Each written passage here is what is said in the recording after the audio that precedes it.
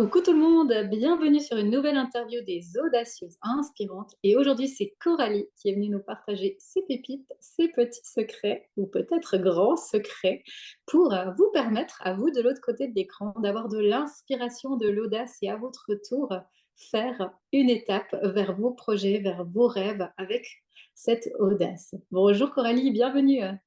Bonjour Christin, merci pour ton invitation. Avec grand plaisir, merci d'avoir accepté.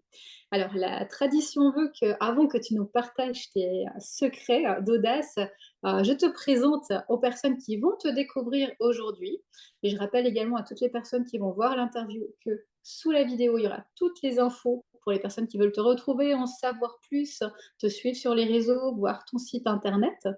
Donc toi, Coralie, tu aimes à dire que tu es révélatrice de talents vidéo spécialisés dans le bien-être. Et tu as une mission que j'aime beaucoup puisque tu accompagnes les entrepreneurs du bien-être à transcender leurs peurs et à se révéler en vidéo, en leur permettant d'attirer plus de clientèle vers leur entreprise. Et on le sait ô combien, en tout cas moi je me souviens en combien c'est challengeant la première fois où on est face à la caméra, où on doit parler en vidéo, où c'est quelque chose qu'on n'a pas du tout l'habitude, qui n'est pas du tout naturel. Et vraiment d'avoir des personnes comme toi qui permettent à ces entrepreneurs du bien-être de pouvoir prendre leur place, se faire confiance, avancer, aller vers ce format vidéo qui permet justement de connaître de l'autre côté de l'écran la personne, son énergie, ce qu'elle propose, sa voix, tout cet aspect-là qu'on n'a pas forcément dans une photographie, c'est essentiel. Oui, tout à fait. Ben, c'est suite à des interviews que j'ai pu faire de personnes que j'ai rencontrées au fil de mes formations. Je me suis rendu compte que de nombreuses personnes me disaient que c'était très complexe pour elles de parler devant une caméra. D'où le questionnement, mais comment je peux aider toutes ces personnes? Parce qu'effectivement, Mmh. moi aussi, j'avais quelques appréhensions avant de commencer et voilà, j'ai essayé de trouver, moi j'aime bien, je suis un petit peu enquêtrice, j'aime bien les films policiers parce que je cherche. Je suis curieuse et je cherche et j'aime trouver l'origine, c'est pas seulement un accompagnement technique, quel type de vidéo, quel type de micro, c'est aussi de voir mais pourquoi ça bloque? Qu'est-ce qui m'empêche d'y aller? De façon à ce que ça devienne quelque chose de plus fluide. Parce que même les grands professionnels me disent aujourd'hui qu'ils ont besoin souvent d'un interlocuteur ou trice en ce qui me concerne, pour les relancer parce que même s'ils ont des idées, même s'ils ont beaucoup de choses à dire, pour que ça soit assez fluide et compréhensible, c'est bien d'avoir quelqu'un en face qui structure et qui pose des questions. Donc les gens qui font des podcasts aussi me demandent aussi aujourd'hui d'aider, à trouver, tu vois, des pistes, pour pouvoir, donner des informations, cohérentes. Ouais, ouais. Je trouve que c'est intéressant justement ce format parce que c'est beaucoup plus confortable d'avoir, comme tu dis, un interlocuteur en face de toi qui te pose des questions. Tu es beaucoup plus naturel que de devoir passer par un écran, une caméra. On ne sait pas trop où il faut regarder, qu'est-ce qu'il faut faire, comment il faut faire. En plus, on se voit des fois, c'est inconfortable. Donc, c'est vrai que c'est intéressant et vraiment, je trouve ce que tu proposes très, très pertinent et je suis sûre que ça va parler à de nombreux entrepreneurs. Dit comme ça. Et alors, Coralie, qu'est-ce que toi, tu souhaitais proposer, qu'est-ce que tu souhaitais offrir aux femmes qui vont voir cette interview aujourd'hui? Qu'est-ce qui fait de toi une femme audacieuse et inspirante? Alors ce thème, m'a challengée un petit peu, parce que je me dis: «Mais en quoi moi je peux être inspirante?» enfin inspirante, oui, ça je sais que je le suis parce que j'ai déjà eu des retours, mais audacieuse et finalement, bien, j'ai commencé déjà il y a 23 ans par faire du développement personnel et de faire une formation. Donc imaginez quand même en 2000, se lancer dans une formation, avec des Québécois, quand on est une Tourangelle, parce que j'habite Tours. Et que votre entourage vous regarde, heureusement que j'avais un mari assez ouvert et vous regarde en disant: «Mais c'est une secte, qu'est-ce que tu vas faire dans ce milieu-là?» Ça a été un peu compliqué, avec les maris des personnes qui venaient aux formations, qui me venaient me voir en me disant: «Mais qu'est-ce que c'est? Mais vous faites quoi?» enfin beaucoup de questionnements, je me suis dit: «Bon quelque part, il faut quand même un peu d'audace pour lâcher une activité où j'étais quand même, fonctionnaire, avec 3 enfants, jeunes, donc bon quelque part il faut un peu d'audace». Alors qu'est-ce que c'est pour moi l'audace? C'est quand même oser, ce que je propose aujourd'hui, hein, oser se révéler, de façon naturelle surtout, sans jouer de rôle. C'est, aller sur des chemins qui ne sont pas balisés. Certes, ça peut être inconfortable et c'est vrai que quelquefois, je me dis: «Mais est-ce que je sors vraiment de ma zone de confort?» mais par ce développement personnel, par cette remise en question de qui je suis, par ce chemin chaque jour de me dire: «Mais est-ce que c'est comme je veux?» Parce que moi, ce que je recherche, c'est la fluidité, c'est une forme de liberté, de choix. C'est la fluidité me parle beaucoup, la facilité, mais dans le sens fluide, une forme de confort. Moi, c'est vraiment les choses qui m'animent. Ma famille serait là, ils souriraient parce que c'est vraiment ça et ça a été, depuis ces 23 dernières années, mon chemin de toujours chercher à améliorer. Donc, aujourd'hui, mes pépites, elles sont pas extraordinaires, si ce n'est que de sortir effectivement de cette zone de confort. Alors quand on est bien, c'est pas un problème, mais c'est quand on commence à dire: «Ouais, finalement, c'est peut-être pas si bien que ça. Qu'est-ce que je pourrais améliorer?» Alors ça peut être aussi bien, moi, ça va être, dans ma cuisine parce que c'est pas pratique de toujours lever les bras pour aller chercher des choses lourdes, hein, ça va être très, très factuel. Comme ça peut être, dans la relation de couple, dans la relation avec, mes enfants, dans la relation avec, mes clients, comment je peux, ce petit grain de sable, aujourd'hui, on me trouve un peu exigeante en me disant: «Mais quand même, tu as tout ce qu'il faut pour être heureuse, tu oui, je suis d'accord et je suis dans la gratitude de tout ce que j'ai et je remercie chaque jour. Mais, il y a une petite chose, un petit truc que je pourrais et je pense qu'il ne faut pas se satisfaire. Je vais prendre l'image d'un de mes fils qui est dans le design, qui me disait: «Mais tu sais, tu devrais rentrer dans chaque pièce et te dire: c'est la première fois que je rentre dans cette pièce, j'ai un regard critique. Est-ce que tout est vraiment, fini? Est-ce que tout est correct? Est-ce que» alors ça peut paraître, une forme d'exigence aussi, mais c'est, cette fluidité qui fait que, ah, je peux avoir cette satisfaction dans mon quotidien, qui est une harmonie dans mon entourage, quoi et c'est vraiment ça qui me mène et une des pépites que j'utilise le plus, moi, c'est vraiment l'organisation parce que je suis une organisatrice née. Je ne Oui. savais pas que c'était un don parce que c'est d'autres personnes qui m'en ont fait le miroir. Je sais quelle est la chose primordiale à faire dans ma journée, de façon à ce que je sois satisfaite et posée, quand ce soir arrive, que je fasse un bilan positif et c'est pas nécessairement de remplir ma journée, mais c'est vraiment d'avoir une petite routine, qui me permette d'avoir, une base, un cadre. Moi, j'aime bien ce côté cadre, mais pas dans la rigueur, dans la rigidité, tu vois? Dans quelque chose, moi, je parle toujours de mon cadre avec un élastique. Mmh. Et voilà, j'ai des cases, je les remplis aussi bien pour faire des actions qui sont nécessaires dans l'avancement de mon activité, par exemple, ou quel que soit, ou le sport ou autre, mais aussi des espaces, qui sont du temps pour moi. Du temps pour moi, ne rien faire étant quelque chose que je ne sais pas vraiment faire. Mais je me sais assez, feignante à la base, enfin, en tant qu'enfant, on me disait souvent que j'étais feignante. Alors je suis quelqu'un d'organisé pour avoir du temps pour moi, pour en faire ce que je veux, d'avoir cette liberté, de ne jamais être dépassée par le temps parce que je sais que j'ai toujours des espaces de temps pour moi.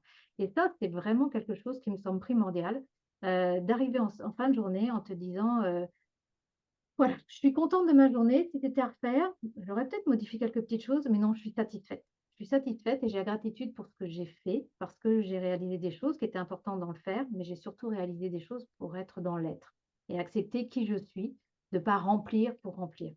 Et ça, c'est vraiment des choses qui me semblent indispensables. Et puis, tous les jours, je cherche à avoir des activités bénéfiques dans le plaisir. Alors j'ai appris en human design, que je faisais partie de ces personnes qui avaient besoin de commencer par des choses qui lui font plaisir. Ça m'a fait un peu bizarre parce que moi, j'ai plutôt du genre traditionnel où tu fais d'abord ce que tu aimes pas Mmh. pour finir par ce que tu aimes, mais souvent tu as plus de temps pour faire ce que tu aimes et finalement commencer par les choses que tu aimes, alors je sais pas si c'est valable pour tout le monde, mais en tout cas moi ça marche bien et comme j'adore lire et que je suis quelqu'un qui me réveille très tôt naturellement, j'ai pas de réveil, mais pendant 1 heure le matin, je me mets dans mon petit fauteuil et je lis pendant 1 heure, bon plutôt des livres techniques et je me garde, pour le soir les romans, parce que je trouve que c'est bien d'avoir l'équilibre des 2. Mais c'est vraiment quelque chose que j'aime et c'est quelque chose pour moi et je suis toute seule et je suis pas dérangée et ça, c'est de commencer par quelque chose qui me fait plaisir. C'est plus facile après de mettre une routine, sportive, et professionnelle quand tu as déjà commencé par passer un bon moment avec toi-même. Donc ça va être principalement, ça mes pépites, en dehors de ne pas me satisfaire, toujours aller chercher plus loin parce que je suis curieuse et que j'aime la relation à l'autre, donc je vais aller chercher, dans ma semaine, c'est pareil, je cherche toujours à avoir des rencontres plus particulières, plutôt physique, hein, avec des personnes, en face à face. Alors je vais pas dire, comme en one to one parce que là on est quand même, en France, mais plutôt que ça soit des amis, des relations, pour avoir, cette, relation privilégiée de connecter. Parce que j'aime connecter, je crois que j'aime l'humain, hein, principa faut le dire fondamentalement et d'être, simplement à l'écoute, puis de voir un peu les miroirs que je peux faire aussi avec cette personne pour voir en quoi ça me parle, comment je peux avancer, comment est-ce que, elle, je peux l'accueillir, cette personne, que ce soit homme ou femme. J'ai vraiment ce besoin, chaque semaine de faire deux trois rencontres comme ça un peu plus particulières, puis sortir peut-être un peu du côté, relations familiales, relations professionnelles. C'est important aussi d'avoir ces petites, zones d'air, de confort. Ouais, exact, d'équilibre aussi, C'est ça, effectivement. Bien, merci exactement. pour, ces pépites. J'aime, beaucoup ce que tu partages, cette troisième pépite que tu partages, de commencer par, ce qui nous plaît. Parce que c'est vrai, que comme tu le disais, moi j'ai tendance à me dire: «Alors faisons, ce que j'aime pas là, comme Ouais, en début de semaine ou en début de journée», et puis finalement quand j'ai tout fait, ah bah, s'il me reste du temps, peut-être que je prendrai ce temps-là pour moi ou pour faire, telle ou telle activité. Et c'est vrai que des fois, on oublie, hein, de se mettre cette priorité, de se dire: «Bah, maintenant je commence par c'est quelque chose ça. qui me plaît, je m'autorise à faire quelque chose qui me plaît et ensuite, j'irai vers, une tâche pour mon entreprise ou une autre tâche professionnelle». Ouais. Oui, c'est assez indispensable pour moi et donc en ce qui concerne, cette deuxième pépite qui m'a été inspirée par, Antoine BM dont je te parlais un petit peu plus tôt, c'est d'être focus sur, quelque chose qui est indispensable pour, d'une part ta satisfaction et d'autre part pour faire avancer les choses parce qu'on sait qu'on est assez doué pour procrastiner, surtout pour les choses qui nous font un petit peu peur. Alors, du coup, je trouve ça très intéressant d'utiliser cette méthode des 90 minutes. Donc moi, je carrément, hein, je prends sur mon téléphone, je mets le minuteur, puis je vois bien le décompte qui se fait. Donc ça, c'est bien aussi parce que plus c'est court, plus tu te dis, «Bah, faut que je me dépêche de faire». Donc ton mental est vraiment à ton service, hein, je sais bien comment ça fonctionne.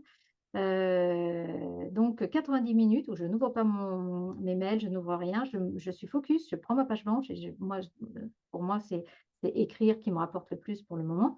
Donc je vais passer 90 minutes, sur un thème à écrire un, deux, 3 articles selon ce dont j'ai besoin, et je vais être focus dessus et donc de voir mon décompte de temps, me permet de me situer et d'être très productive et de me dire, ben, tu vois, je commence 8h, 8h30, 9h. Bah, avant 10h, ma journée, elle est faite.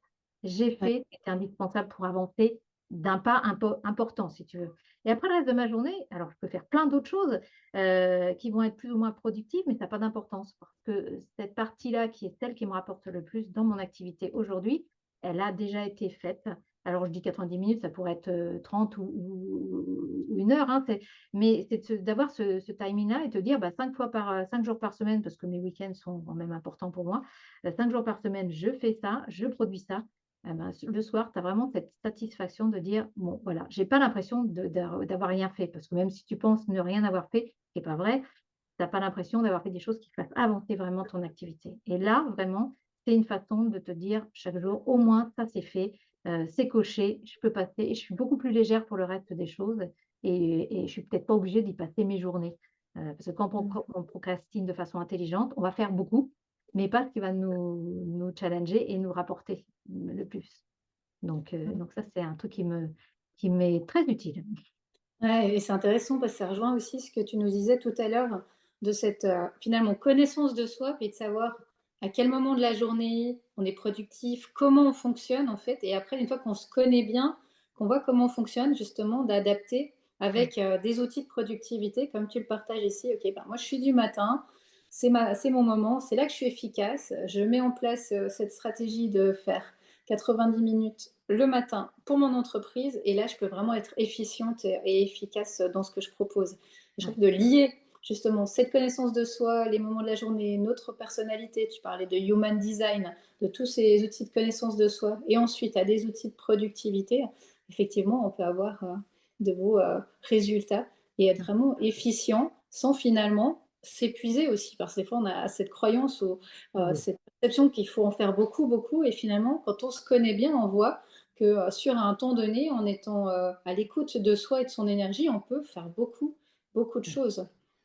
Bah, il faut pas oublier que si on est devenus des entrepreneurs, c'est parce qu'on a voulu lâcher le salariat et de se faire un 8h, midi, 14h-18h, hors de question. Enfin et à la fois beaucoup de personnes, ont cette tendance à passer par ça, alors qu'ils s'épuisent et ils perdent leur créativité parce qu'ils ont besoin aussi d'aller chercher des ressources. Donc on n'a pas besoin moi, il y a pas très longtemps, je me suis dit: «Mais finalement, moi je vais bosser que le matin, puisque je suis très productive». Et depuis que j'ai pris cette décision-là, bien souvent, je suis sur mon ordinateur le soir, même tard, mais tout au long de la journée, j'ai fait plein d'autres choses, mais j'ai senti le besoin d'aller sur mon ordinateur à ce moment-là pour faire des choses qui m'intéressaient et ça va être très impactant parce que je suis allée dans le flux, dans le flow, et je suis alignée. Et lâcher ce cadre parce que c'est vrai quand je parle d'organisation, tout le monde me dit: «Oh oui, mais moi j'ai pas envie de». Oui, d'un autre côté, une certaine rigueur, mais légère, permet cette liberté dans le reste du temps et finalement de ne pas travailler, autant qu'on pourrait l'imaginer. Exactement, exactement. Et j'avais envie de te poser, une autre question par rapport au début de ton intervention, de tes pépites. Tu nous as parlé du fait de sortir de sa zone, de confort et du fait qu'il y a, plus de 20 ans aujourd'hui, tu as vraiment, osé faire ce grand saut. Et moi, j'ai envie de te poser cette question parce que j'imagine, certaines, femmes de l'autre côté de l'écran qui se disent: «Oui, alors Coralie, j'entends bien, qu'il y a 20 ans, tu as fait ce grand saut, mais par quoi est-ce que tu as commencé?» Est-ce que tu te souviens, toi, quel a Mmh. été ce premier petit pas qui t'a permis de faire ce grand saut? Ah ouais, bah, je pense qu'on peut pas oublier ce genre de pas. Par hasard, je suis tombée sur un livre que ma sœur avait acheté en me disant: «Ouais, bon, moi ça me parle pas trop». Et je trouvais ce petit livre rose, fort sympathique, écrit en violet en plus. Je me suis dit: «Tiens, c'est rigolo» et c'était le livre «Écoute ton corps» de Lise Bourbeau. Mmh. Et quand j'ai lu ce livre, ça a été une révélation en me disant: «Ah, mais c'est les questions que je me posais, mais c'est ça que je pensais». Et ça a été, une ouverture de conscience en disant: «Un autre monde existe» Ouais. et en me disant: «Mais donc je peux faire bouger des choses en moi, je peux». Et donc j'ai eu vraiment un coup de cœur. Et quelques mois plus tard, j'ai vu dans le magazine de psychologie que des stages étaient donnés en France, puisqu'elle est québécoise et c'était à 1 heure de chez moi, mais je me suis dit: «Tiens, bah, j'ai envie d'aller voir ce que c'est», et c'est la première fois que je faisais un stage de développement personnel. J'ai eu la chance d'avoir mon mari qui m'a dit: «Bah, écoute, je viens avec toi, j'ai envie de voir ce que c'est aussi». Et donc on a découvert ça ensemble et à la fin du stage, j'ai dit: «Écoute, moi je vais faire la formation». Ça répond tellement à mon besoin, mais je l'ai fait pour moi, vraiment, avant que de me dire, et d'avoir les formatrices qui m'ont dit: «Mais pourquoi tu en fais pas ton métier, quoi?» Mais ça a été d'abord pour moi et ça, pour moi, c'est vraiment indispensable aujourd'hui de comprendre qu'un bon thérapeute, et d'ailleurs, je fais très attention aux personnes qui me suivent en thérapie, enfin, en accompagnement, c'est déjà Mmh. la personne qui a travaillé sur elle, avant de travailler sur les autres et cette formation, c'est vraiment ça. Qui tu es avant de qui sont les autres, quoi. Connais-toi, ça commence par connais-toi toi-même avant de connaître les autres et ça me semble vraiment une philosophie de vie qui est très intéressante et une fois que j'ai mis le doigt là et ben, en fait, je l'ai jamais retiré. Je suis rentrée, à fond dedans. Ouais et ce que tu partages là, c'est tellement juste et c'est tellement ça, c'est que les synchronicités, les opportunités, elles viennent sur notre chemin, comme tu dis, par hasard. Vraiment, tout à Oui, coup, une lecture, une rencontre, une personne, et on se dit: «Waouh, ouais, en fait, mais la réalité, c'est ça, que je dois faire, que je vais faire», et on y va. je peux même aller plus loin pour les personnes qui se disent: «Ouais, non, mais tu te rends compte le prix d'une formation?» Moi, c'est ça m j'étais tellement enthousiaste, que je me suis dit: «Mais je peux pas faire autrement». J'étais en congé, maternité parentale de mon troisième enfant et on en parlait avec mon mari, il m'a dit: «Bon, bah, OK, on y va». Et j'ai une de mes voisines qui me dit, parce que j'ai démissionné à la suite de cette formation et elle me dit: «Mais écoute, tu devrais faire une demande à Pôle emploi parce que tu t'es donné les moyens de faire une nouvelle formation pour changer de métier». Et j'ai fait un courrier à Pôle emploi et j'ai été payée pendant 2 ans alors que je n'étais j'ai démissionné, il y avait pas à ce moment-là, il y avait pas d'autres moyens. Normalement, je devais rien toucher et ça m'a remboursé totalement ma formation. Ah magnifique. Ça, c'est de Donc l'audace. ouais, c'est ça et c'était aligné parce que Mmh, c'était ouais. tellement animé par la vibration de mon cœur que la voie s'est ouverte pour moi, quoi. Donc Mmh. Donc ça, c'est possible. Quand on parle de limites financières, ça n'est qu'une limite mentale. Si vraiment c'est fait pour soi, si la formation nous anime, si la personne nous anime, faut y aller quoi, parce qu'on a vraiment des beaux cadeaux. Faut oser, c'est ça. Être audacieuse et puis oser.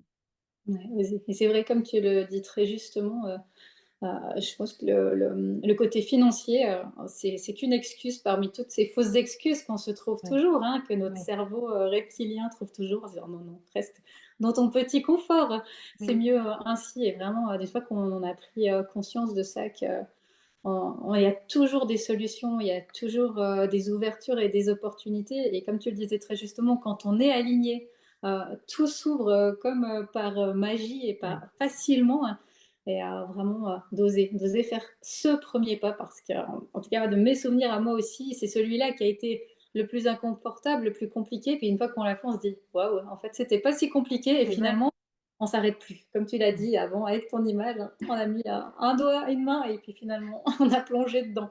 C'est ça, exactement, ce premier pas. C'est ce que je propose dans l'accompagnement vidéo, parce que toute la personne que j'ai accompagnée à faire de la vidéo me disent toujours: «Mais finalement, c'était pas grand-chose». Mmh. Oui, mais Exact. c'est pas grand-chose et ben, si tu es pas aidé, accompagné, poussé, enfin, oui, assisté, ben, c'est très compliqué dans sa tête. C'est difficile, exact. C'est ça. Eh bien, merci beaucoup Coralie pour, ces, belles, pépites que tu nous as partagées, ces inspirations. Merci à Donc, toi. de nouveau et pour rebondir sur ce que tu viens de dire, s'il y a des personnes, qui se sentent appelées à oser faire ce premier pas vers la vidéo pour faire croître leur entreprise, vraiment je les invite à aller visiter, ton site, à te rencontrer, hein, et à oser, avoir cette audace de se montrer, de se rendre visible et de déployer leur, projet, leur entreprise. D'ailleurs, je Belle propose un petit freebie qui permet aux personnes d'avoir déjà des éléments qui leur permettent déjà d'avancer un petit peu toutes seules. ah bah, parfait, il sera là aussi, sous les liens, comme ça les gens pourront directement, là, accéder à ce cadeau que tu offres. Merci beaucoup, belle Merci à suite toi. dans ces beaux projets. Merci, bonne journée. Merci.